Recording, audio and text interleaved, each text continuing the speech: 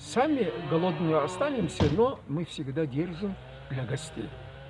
Мы уважаем, любим гостя. Гость это есть после Бога, Богом считается.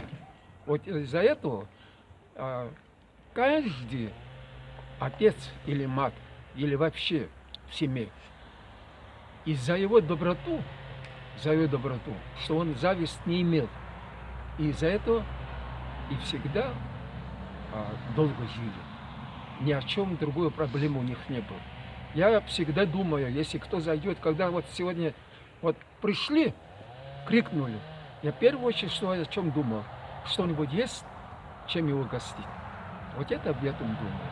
Остальные что? Остальные, я, например, хочу все знать. А для этого около 40 лет, 50 лет я дневник Амшанца веду. Я пишу, какая погода, когда солнце заходит, долгота дня, другой, третий, дождь. Сравниваю 10 лет тому назад что, какого, где, что, как вот это. Вот этим мне легче становится. И всегда думаю, это внешность, это очень обманчиво. Вот наши абхазы всегда говорили, внешность это загадка. Внешность это никогда не думайте.